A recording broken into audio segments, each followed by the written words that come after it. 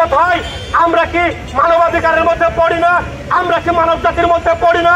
আমাদের যে প্রজ্ঞাপন, আমাদের যে নোটিশে সাবেক স্বরাষ্ট্র উপদেষ্টা সাকওয়াত স্যার বলেছিল মানবিক কারণে এখন যে সব মিটিং গুলো পুলিশ হেডকোয়ার্টারে হচ্ছে মানবিক দিকটা কেটে দেওয়া হচ্ছে। কারণটা কি?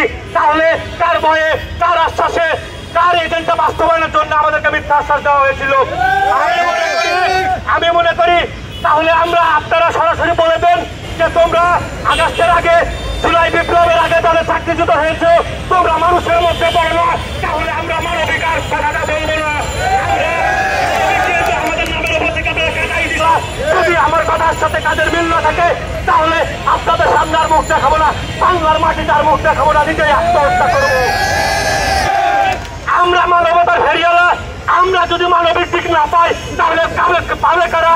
বেনজির পাবে, হারুন পাবে, বিপ্লব পাবে, মামুন পাবে। তারা যে অর্থনৈতিক স্থিরতার কথা বলা হচ্ছে, হারুন বিপ্লবের চাইতে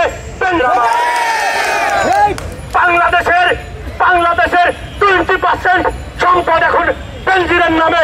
বেনজির পালিয়ে গেছে, পালিয়ে গেলে কি হবে? একটা পবিত্র পোশাককে তার এক প্রশ্ন ছায়ায়, তার ছত্র ছায়ায়, তার গায়ে যেদিন থেকে উঠেছিল সেদিন থেকে এই পুলিশের দুর্নাম আরো বেশি হয়েছে। বাইরে মানবতার পুলিশ, জনতার পুলিশ যারাই ছিল তারাই আজকে দেখেন ভিক্ষুকের মতো দাঁড়ে দাঁড়ে ঘুরে বেড়াচ্ছি। আমরা না পাচ্ছি কোনো আর আশ্বাস, না পাচ্ছি বাস্তবায়ন। আমরা চাই না আর আশ্বাস, আমরা চাই শুধু বাস্তবায়ন।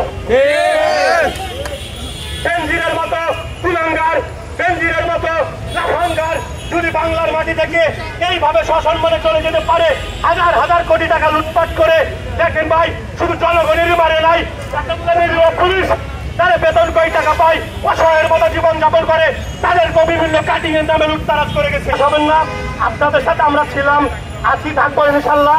যতই ভয় ভীতি বাধা আসুক না কেন আপনারা একটু ধৈর্য ধরবেন।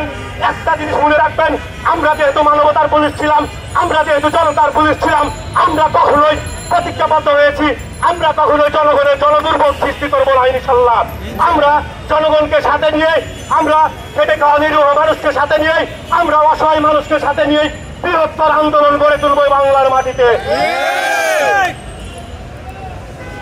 আপনারা একটু ধৈর্য ধরেন, অনেকে আসছেন, একজন অসুস্থ হাসপাতালে গেছেন, তার দিকে কেউ খোঁজ খবর রাখেন।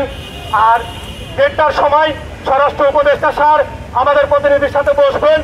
আমরা সেই প্রতিনিধির সাথে কথা বলে আমরা আর আশ্বাস নেব না, যতটুকু পাই আমরা ঘরে ফিরবো ইনশাল্লাহ।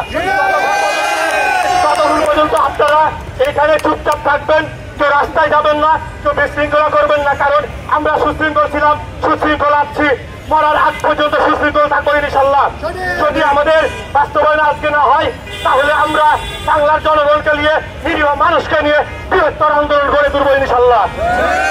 ততক্ষণ পর্যন্ত আপনারা এখানে শান্ত থাকেন, আমরা পরবর্তী